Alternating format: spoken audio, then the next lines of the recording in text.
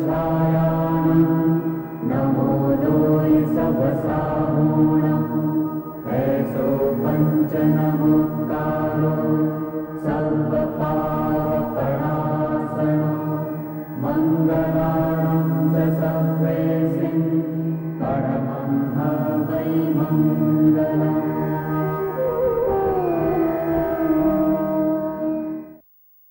संतप्त मानस शांत हों जिनके गुणों के गान में वे वर्धमान महान जिन विचरे हमारे ध्यान में।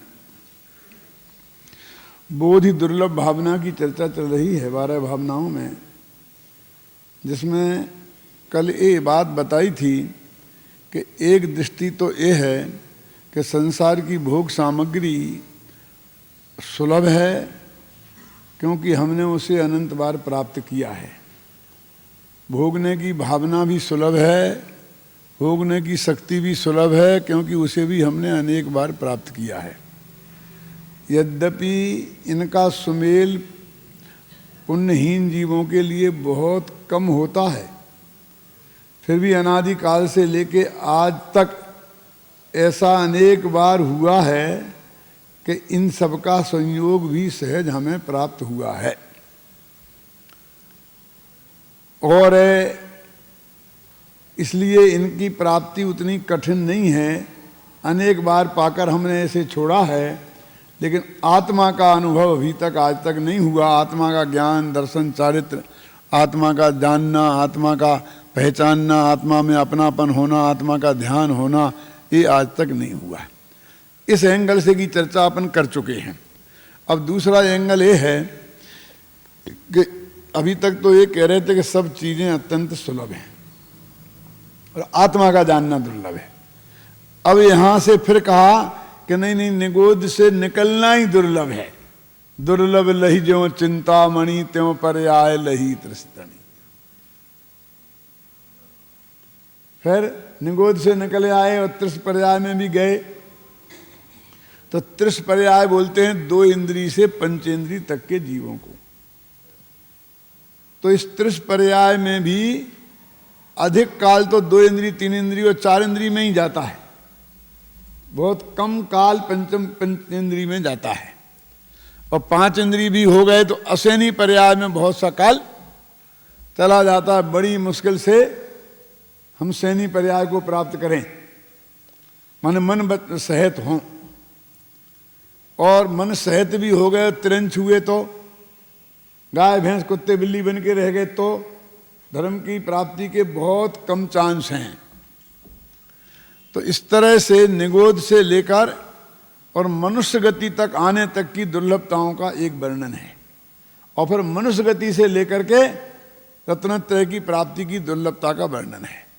तो इस तरह निगोद से लेकर और जब तक हम मोक्ष में नहीं पहुंच जाएं तब तक के बीच के अनेक स्टाप ऐसे हैं जिनकी दुर्लभता का वर्णन ये बोधि दुर्लभ भावना में किया जाता है। इसका चिंतन इस बोधि दुर्लभ भावना में किया जाता है। मैं इसको 2 भागों में बांटता हूं। और वे 2 भाग कौन से हैं कि जहां हम खड़े हैं वहां से लेके एक पीछे का भाग और एक उससे आगे का भाग, यानी मनुष्य गति। मनुष्य गति को मैं बीच का बिंदु मानकर बात करता हूं। क्या मतलब? जैसे वर्तमान में है ना, तो काल तो यद्यपि एक अखंड है, फिर भी हम 3 भागों में बांट देते हैं ना, एक वर्तमान, एक भूत, एक भविष्य। और बांटने का मूल होता है वर्तमान। वर्तमान की जो रेखा है उससे पीछे का भूत, भविष्य। तो ये मनुष्य, अपन वर्तमान में मनुष्य है ना, समझाने वाले भी मनुष्य, समझने वाले भी मनुष्य। सम्मा दृष्टि है कि नहीं है ये बात की बात है। मनुष्य तो सब पक्के हैं ना। तो हम उस पॉइंट को पकड़ते हैं कि जहां तक का रास्ता हम सब ने पार कर लिया है। यानी निगोद से निकलना कितना ही कठिन हो, लेकिन निकल तो आए ना। अभी तो वो समस्या नहीं है। तो हम 2 भागों में बांटते हैं। कौन से? कि निगोद से निकलकर हम मनुष्य हुए वहां तक। अब एक मनुष्य से होकर हमें मोक्ष तक जाना है, तो अगली दुर्लभताएं वो कि जो हमें पार करनी है। बीच का बिंदु ये मनुष्य पर्याय। तो इससे जो पहले की पर्यायों की दुर्लभता का विचार करने से क्या फायदा है? वो तो हम पार कर ही चुके। अब उसका रोना रोने से क्या फायदा है कि वहां निकलना बहुत कठिन था, निकलना बहुत कठिन था। अब निकल के आ गए ना।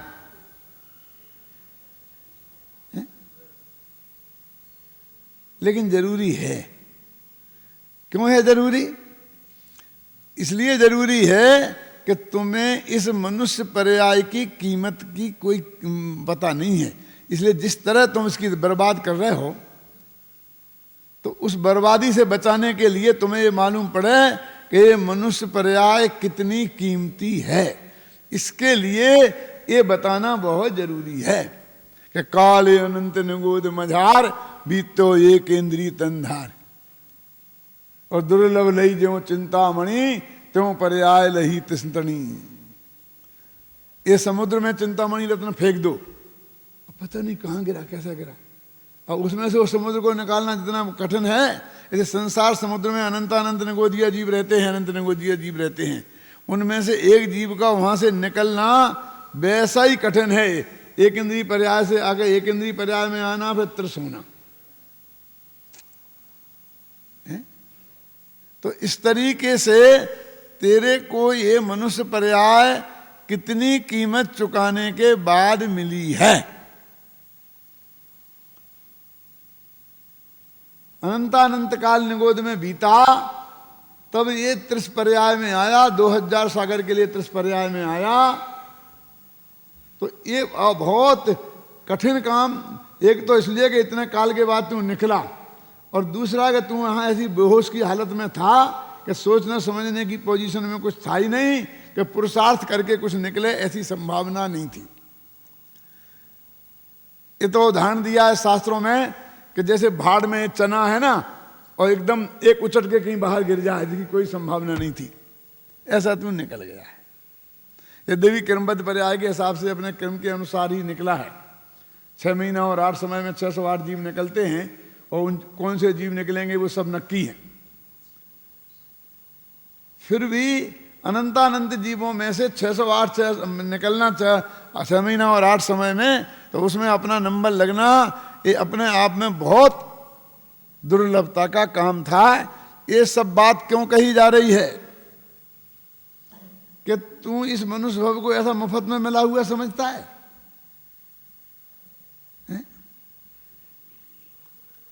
हम लोगों ने ऐसे सोच रखा, ये कहते जी आपके दांत हैं, ये मुफ्त के हैं कि कीमती हैं? समझ में आया कि नहीं आया? मुफ्त के माने जन्म से मिल गए ना हमें, वो मुफ्त के। और जिनके गिर गए और बाजार में जाके 2-5-7 हज़ार रुपया लगा करके फिर बनवा के लगाए हैं, वे कीमती क्यों? तो वो जो हमें जन्म से मिल गए वे मुफ्त के थे। तो ऐसा तूने इस मनुष्य भव को मुफ्त का समझ लिया है। ये इतना मुफ्त का नहीं है भाई साहब। तो तुझे अपने इस मनुष्य भव की कीमत आए, इसलिए वहां से तेरी गिनाई शुरू की कि कैसे तुझे ये मनुष्य भव पता मिला है, तुझे कल्पना की है। लेन में लगा है वहां, तो क्योंकि बुद्धिपूर्वक तो कुछ होने का सवाल ही नहीं है। जब बुद्धि आ जाएगी तो हम पुरुषार्थ करके निकल जाएंगे, कि निकल पाएंगे कि नहीं निकल पाएंगे इसकी चर्चा बाद में करेंगे। लेकिन अभी जब तक बुद्धि नहीं हुई है, मन नहीं हुआ है, सैनी पंचेंद्री पना नहीं हुआ है, तब तक तो कुछ नहीं हो सकता ना ऐसा। इतना तो सबको पक्का है ना। इसलिए वो बात कहते हैं कि निगोद से निकलना इतना आसान बात नहीं है। एक दफे शास्त्र में पढ़ के देख दो तो पता पड़ेगा। इसलिए इसमें ये कवि ने वो सारा ऐसा दृश्य इसमें खींचा है जो देखने का मतलब है। देखो, दुर्लभ है निगोद से थावर अरे त्रिस गति पानी, नरकाया को सुरपति तरसे सुदुर्लभ प्राणी।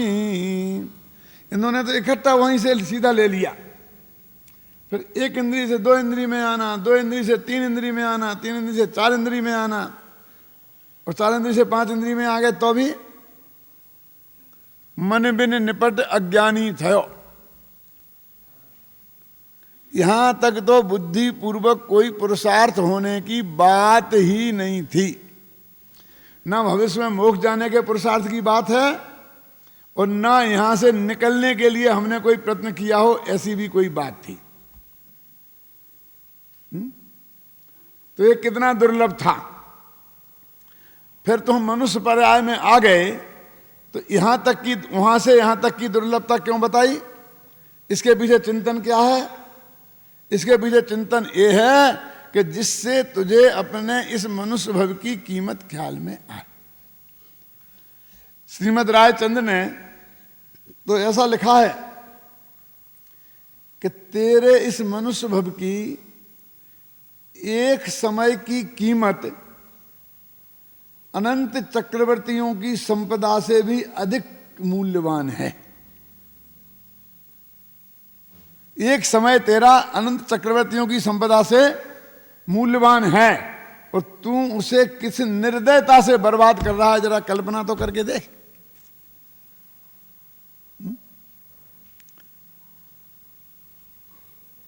पूज्यपाद आचार्य ने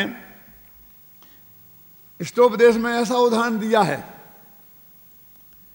कि मूर्ख जगत क्यों? ये बनिया लोग ब्याज के लोभ में, हुकुमचंद जी, काल को जाते हुए नहीं देखते। क्या समझ में आया? कि मान लीजिए उसके बाद में 1 करोड़ रुपया है और उसने लगा दिया कि 6 साल में दूने हो जाएंगे, अब जो भी हो, 6 साल में, 4 साल में, 8 साल में, मुझे मतलब नहीं। तो वो कब 6 साल पूरे हों और मेरे 2 करोड़ हों, बस इसी उसका बस चले तो 2 दिन में 6 साल खत्म कर दे वो। तो वो कहते हैं मूर्ख, वो जो 6 साल होंगे तो तेरे पैसा दूने होंगे, उसमें तेरे मनुष्य भव के 6 साल निकल जाएंगे। क्यों? तो उसे वो 6 साल कितने कीमती थे? 2 करोड़ के थे कि अरबों के थे? तो अरबों का मनुष्य भव तेरा निकल गया, उसकी तुझे परवाह नहीं है, और ब्याज बढ़ गया उसकी कीमत। उस जमाने में भी ब्याज चलता होगा, और ब्याज के लोग भी बनिए होंगे। क्यों? कौए तो सब जगह काले ही होते हैं, चाहे दिल्ली के हों, चाहे कलकत्ते के, चाहे आज के हों, चाहे कल के, चाहे 1000 वर्ष पहले के, चाहे 1000 वर्ष बाद के। ब्याज के लोग ही लोग हमेशा सदा रहे होंगे, और कम से कम ऐसे लोगों का पाला पूज्यपाद स्वामी से जरूर पढ़ा होगा। कि उन्होंने लिखा कि तेरे को पता है कि तेरा कितना कीमती मनुष्य भव है। तो इसका ज्ञान कराने के लिए वो निगोध से लेकर मनुष्य भव की प्राप्ति तक की दुर्लभता का ज्ञान कराया। इसका भी चिंतन बहुत हुआ है शास्त्रों में। फिर उसके बाद हम मनुष्य भव में आ गए।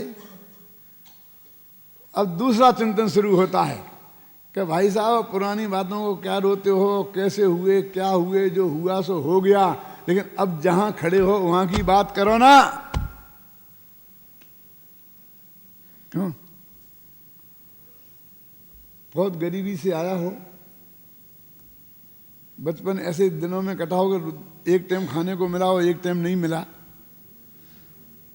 और बुढ़ापे में आते आते अरबों का मालिक हो गया हो, और अब वो पुरानी आदत है पैसे को पकड़ने की। क्यों? सब्जी मंडी में जाए तो घंटा भर तक माथा खराब करे उसका और अपना 2 रुपये कम कराने के लिए, और 2 रुपये कम के भाव की सब्जी लाए तो सड़ी सड़ाई हाथ जा रहा। एक सेठ जी थे, सच्ची बात बोलता हूँ मैं, बोले पंडित जी मैं तो शाम को जाता हूँ सब्जी मंडी लेने के लिए, मैं सुबह कभी नहीं जाता। क्यों? कि लोग मूर्ख हैं। सुबह जो चीज 15 रुपये किलो मिलती है, शाम को 5 रुपये 6 रुपये किलो मिल जाए, वही चीज। समझिए ना? अब उस मूर्ख को पता नहीं है कि सुबह की वो डलिया में से छरते वो सारा बढ़िया माल तो छट गया, अब वो रिजेक्टेड माल रहा, और जो रात भर में और ज्यादा खराब हो जाएगा, बासा हो जाएगा कि नहीं। अब रात में तो खाएगा नहीं, तो सुबह खाने में काम आएगा, तो ताज़ा तुझे खाने को मिलना ही नहीं है। अभी जितना खराब, ये तो छटा हुआ है, मतलब सबसे खराब बचा, और फिर बाद में रात भर में और खराब होगा। वो अपने को होशियार समझता है कि ये लाए 15 रुपये किलो, मैं लाया 5 रुपये किलो। फिर कि साहब 2 डलियां बगल में रखी, ये 15 रुपये किलो की, ये 10 रुपये किलो, बिल्कुल एक से ही। तो मैं तो क्या कहूँ, जो 10 रुपये किलो में से बढ़िया बढ़िया छांट लिए जैसे 15 रुपये किलो के हों। अरे वाह, इतना होशियार है। तुझे मालूम है कि वो ऊपर वो 5 दिन पुराने हैं, जो आज के ताजे हैं, ऊपर से वैसे ही दिखते हैं लेकिन अंदर से सड़ गए हैं। जो 7 दिन में सड़ेंगे तो वो 2 दिन में सड़ जाएंगे ना, 5 दिन तो सड़ ही चुके हैं वो। तू समझता है कि मैंने इतने सस्ते ले आया हूं और तू उसका सड़ा हुआ माल जो कल उसे मुफ्त में ही फेंकना पड़ता, वो सारा कूड़ा कर तू उठा लाया। क्यों? कि वो जो बचपन गरीबी में बीता ना, वो बुढ़ापे में भी उसे भोगने नहीं देता है। और वो सारा सारा पैसा यहीं पड़ा रह जाएगा कि नहीं पड़ा रह जाएगा। और जब भी कोई बात करो, तुम्हें क्या पता पैसा कैसे कमाया जाता है, हमने कैसे कैसे दिन भोगे, और अपने पुराने किस्से सुनाने बैठ जाता है अपने बच्चों को। ना खुद भोगता है ना उन्हें भोगने देता है। बच्चे इंतजार करते हैं कि बाप मरे तो हम तो भोगें कम से कम। ऐसी स्थिति होती है। तो उनसे ये कहते हैं, भाई साहब अब पुराना रोना क्या रोते हो, अब आज तो करोड़पति हो ना, आज की बात करो और जितना भोग सकते हो भोग लो। नहीं तो धन की तो 3 अवस्थाएं होती हैं, कि भोग, कि दान, कि नाश। ना तुम भोगो ना दान करो तो नाश को प्राप्त तो होना ही है। ऐसे ऐसे लोग हैं जगनमल जी कि मैं तो मरते वक्त ट्रस्ट बना के जाऊंगा, और वो ट्रस्टी बना के जाऊंगा कि मेरा सारा पैसा दान धर्म में खर्च करना। तू क्यों नहीं करता खुद? कि अपने हाथ से किया नहीं जाता ना, वो पैसा छूटता नहीं ना। और वो जो बनाता है उस वक्त इसलिए बनाता है कि अब तो छोड़े बिना तो रहा नहीं जाता। अरे मूर्ख, तुम अपने हाथ से नहीं कर सका तो जिन्हें सौंप के जाएगा वे क्या करेंगे, वे क्या निहाल करेंगे? यदि ऐसे लोगों को बना गया कि जिनके पास खुद ही बहुत हुआ ट्रस्टी, तो वे अपना खर्च करेंगे, तेरा क्यों करेंगे? क्यों? और ऐसे लोगों को बना गया कि जिनके पास खुद नहीं होगा तो वे क्या खर्च करेंगे? तू तो तेरे था, तू नहीं कर पाया, वे क्या करेंगे? कि मेरी भावना के अनुसार लगाना, मेरी भावना के अनुसार लगाना। ये रोना क्यों रहता है? तेरी भावना के अनुसार तू नहीं लगा सका तो दूसरा तेरी भावना के अनुसार लगाएगा। मूर्ख, तू कहां से लाया? बहुत सोचना समझने की बात है। तो यही बात यहां कहते हैं कि जहां से निकल के आ गया यहां, अब ये मनुष्य भव का एक एक क्षण इतना कीमती, जिसमें आत्मा के कल्याण का काम करना चाहिए, उसमें नहीं करके, और मैं कितनी मुश्किल से मनुष्य भव मिला है, कितनी मुश्किल से उसको रोना को रोता है, फिर निगोद से लेके अभी तक के रोने को बैठ गया। ये इतना समय तू और क्यों खराब कर रहा? क्या ये इतना कीमती है ना, तो इसका सदुपयोग करना। उस पुरानी चर्चा करके, वो पुराने दुखों को याद कर करके ये रोने की क्या जरूरत है? कि तुम्ही ने बताया, हमें तो पता ही नहीं था। हमने तो इसलिए बताया था कि तू इस मनुष्य भव की कीमत नहीं कर रहा था, इसलिए तुझे बताया कि कितनी दुर्लभता से मिला है। और अब फिर मना कर रहे हो, इसलिए कर रहा है कि तू मनुष्य भव जो कीमती है वो उसको रोने में बर्बाद कर रहा है, इसलिए तेरे को अब मना करते हैं। देखो दोनों बातें, दोनों का उद्देश्य एक है, बात परस्पर विरुद्ध है। कि पुराना रोने से क्या लेना देना है? अब जब नहीं था तो नहीं था, जब नहीं था तो नहीं खाया, अब तो है, अब तो खा भले आदमी। क्यों? वो पुराना रोना रो करके अब समय क्यों खराब करता है? तो ये मनुष्य भव की दुर्लभता की बात 2 पॉइंट से हुई। कौन सी? कि ये आदमी इसकी कीमत नहीं करता है। इस मनुष्य भव की इस कीमती समय को जिस तरह निर्दयता से बर्बाद करता है, उससे बचाने के लिए उसकी दुर्लभता बताई, और इसे दुर्लभ समझ के इसको हाथ ही नहीं लगाना, ऐसा करके उसे टच नहीं करता है। तो इसलिए उसका सदुपयोग करने के लिए कहते हैं कि पुरानी बात छोड़, अब इसका उपयोग कर। दोनों एंगल हैं। हमने जिनमानी माता के साथ ऐसा ही किया ना। क्या किया बोलो? कि जिनमानी माता का हम दुरुपयोग करते थे, तो हमारे आचार्यों ने कहा अरे भाई ये देख के किताब कैसे लिखी जाती, तुझे पता है आज का ज़माना में तो छप जाती हैं, पुराने ज़माने में एक एक किताब लिखी जाती थी। और मालूम बड़े बड़े सेठ और राजा एक एक किताब लिखवाते थे, एक एक प्रति। अपन तो हजार हजार प्रति छपाते हैं, हजारों, और बांटते हैं। और उसमें लिखा जाता था कि एक किताब फलां सेठ ने, फलां राजा ने अपने बेटे फलां नाम के उसके पढ़ने के लिए लिखवाई, ये मंदिर में रखने के लिए लिखवाई। उसके नाम का उल्लेख ऐसे होता था कि जैसे उसने करोड़ों रुपए दिया। और वो लगते थे उस जमाने में, एक एक किताब के तैयार होने में 100-100 रुपये लग जाते थे, और वे 100 रुपये आज के लाख रुपए के बराबर हैं। एक किताब 1 लाख रुपए में आपको मिले तो कितने लोग लेने वाले हैं, कितने लोग मंदिर में देने वाले हैं? अब तो 10 रुपये में मिलती तो 5 रुपये की कब होगी, और मुफ्त में कब मिलेगी? क्यों? तो उस जिनवाणी की सुरक्षा के लिए कितनी मुश्किल से लिखी। वो एक लेखक ने उसमें लिखा, लेखक माने जो नकल करते थे उन्हें लेखक बोलते थे, रचनाकार नहीं, नकल करने वाले, कि एक किताब लिखते लिखते मेरी कमर टेढ़ी हो गई, मेरी आंखें आगे को निकल आईं, उसमें निरंतर आंसू की धारा लगती रहती है, मेरी गर्दन टेढ़ी हो गई, मेरी ये दुर्दशा हुई है। इसलिए हे भव्य जनों, इस किताब को तुम बहुत सावधानी से रख करके पढ़ना। ऐसा ऐसा खुद उसने लिखा कि मैंने कितनी मेहनत से इसको तैयार किया। तो हमने इतनी महिमा समझ के उसकी उस जिनवाणी को सुरक्षित करके 6 तालों के अंदर बंद कर दी कि किसी को देखना मुश्किल, दर्शन ही नहीं करने दिए। वो अंदर ही सड़ गई, गल गई। हजारों किताबें बिल्कुल मिट्टी दीमक खा गई, और हमने उसे खोल के किसी को दी नहीं। और आज भी किसी शास्त्र भंडार में जाओ तो एक किताब का पाना कितना कठिन है। अभी हम एक किताब खोज रहे हैं, अन्ना जी के जब मैं किया था 2 महीना पहले, कि प्रवचन सार की जो टीका है पांडे राजमल जी की, वो मुझे चाहिए, क्यों मैं प्रवचन सार का अनुशीलन लिख रहा हूँ। तो कहाँ कहाँ इन्होंने चिट्ठियाँ लिखी हैं, वो कहते अब नहीं मिल सकती, उस मंदिर में है, एक प्रति है, 10-10 जने लोग गए तो इसने गारंटी देने के बाद निकाली, फोटो कॉपी करा लो, हाथ ही नहीं लगाने देते कोई। अभी एक किताब आज आगरा से आई तो वो कहते इसकी फोटो कॉपी करा के जल्दी भाग वापस भेजो। 4 दिन के लिए उन्हें मुश्किल से निकाल के दी है, फिर छपी छपाइए। इतनी दुर्लभ होगी क्या?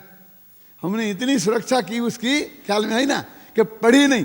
अरे सुरक्षा तो बर्बाद होने से करना था, काय के लिए कि पढ़ने को प्राप्त हो। हमने पढ़ने से ही सुरक्षा कर दी उसकी, वो लोगों को पढ़ने को प्राप्त हो इसके लिए सुरक्षा करनी थी, तो हमने पढ़ने वालों को भी नहीं दी, तो वैसे सड़ गई, गल गई। तो ऐसे हमने इस मनुष्य भाव काय के लिए बचाना था, आत्मा के कल्याण के लिए। और हमने इसकी बहुत महिमा गाई कि इतना महत्वपूर्ण, इतने मुश्किल से मिला। तो कहा इतना मुश्किल से मिला कि हाँ, तो तुम्हारा प्रवचन सुनने में 1 घंटा खराब काय को करने पे क्यों? फिर तो इसका हम पूरा उपयोग कर लें।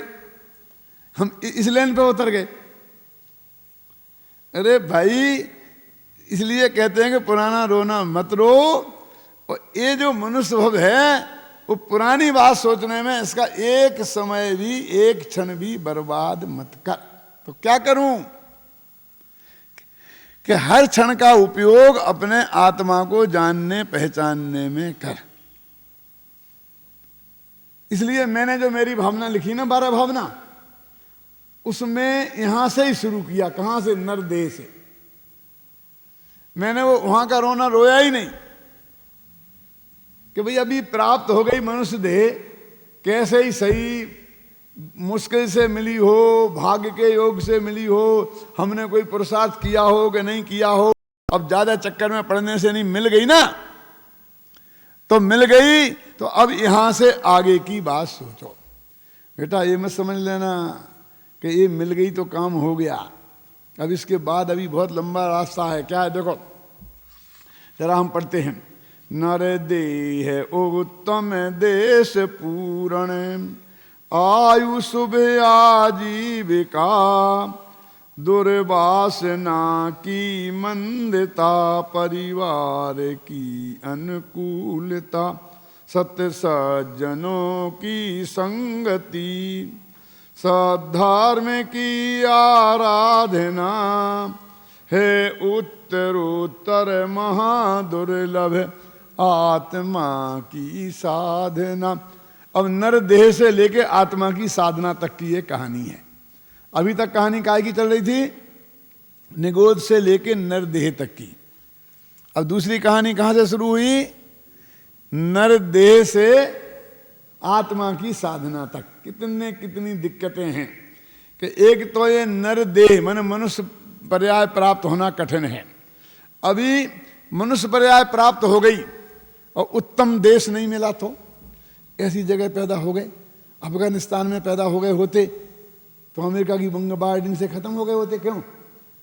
ऐसे मिलिच देश में पैदा हो गए होते कि जहाँ मांस मदिरा का ही सेवन होता है और आत्मा की बात कहीं सुनने को मिलती ही नहीं है।